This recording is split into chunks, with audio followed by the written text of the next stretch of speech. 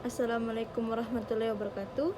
Perkenalkan, nama saya Astrid Milenia Ramadan dan teman kelompok saya Ira Syahrani.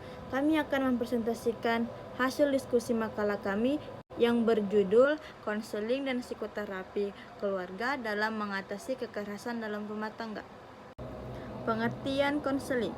Konseling adalah upaya membantu individu melalui proses interaksi yang bersifat pribadi antara konselor dan konseli, agar konseli mampu memahami diri dan lingkungannya, mampu membuat keputusan dan menentukan tujuan berdasarkan nilai yang diyakininya, sehingga konseli merasa bahagia dan efektif perilakunya. Pengertian psikoterapi. Psikoterapi adalah perawatan dengan menggunakan alat-alat psikologis terhadap permasalahan yang berasal dari kehidupan emosional, di mana seorang ahli secara sengaja menciptakan hubungan profesional dengan pasien. Keluarga. Keluarga merupakan masyarakat terkecil yang sangat penting dalam membentuk karakter dan kepribadian bagi para anggota keluarganya. Perkembangan kepribadian seseorang merupakan wujud nyata peran serta anggota dalam keluarga.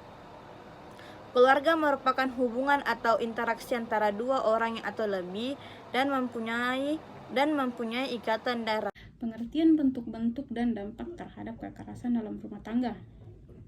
Pengertian kekerasan dalam rumah tangga adalah setiap perbuatan terhadap seseorang, terutama perempuan, yang berakibat timbulnya kesengsaraan atau penderitaan secara fisik, seksual, psikologis, dan penelantaran. Bentuk-bentuk kekerasan dalam rumah tangga yaitu kekerasan fisik, kekerasan psikis atau psikologi atau emosional, atau kekerasan seksual, kekerasan ekonomi. Dampak kekerasan dalam rumah tangga. Yang pertama, dampak kekerasan fisik. Anak yang mendapat perlakuan kejam dari orang tuanya akan menjadi agresif, dan setelah menjadi orang tua akan berlaku kejam kepada anak-anaknya. Orang tua agresif melahirkan anak-anak yang agresif, yang pada gilirannya akan menjadi orang dewasa yang menjadi agresif. Yang kedua, dampak kekerasan psikis.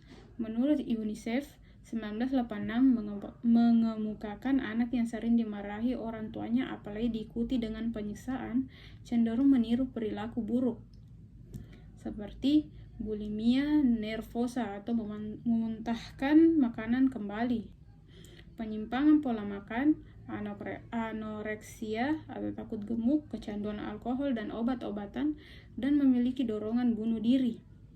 Yang ketiga, dampak kekerasan seksual.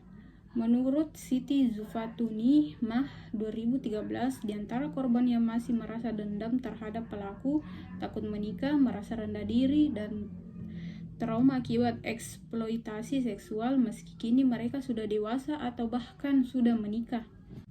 Yang keempat, dampak penelantaran anak. Pengaruh yang paling terlihat jika anak mengalami hal ini adalah kurangnya perhatian dan kasih sayang orang tua terhadap anak. Anak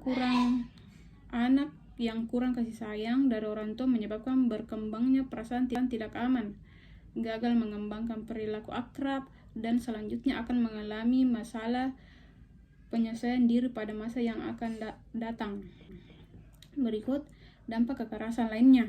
Dampak kekerasan terhadap anak lainnya adalah kelalaian dalam mendapatkan pengobatan, menyebabkan kegagalan dalam merawat anak dengan baik.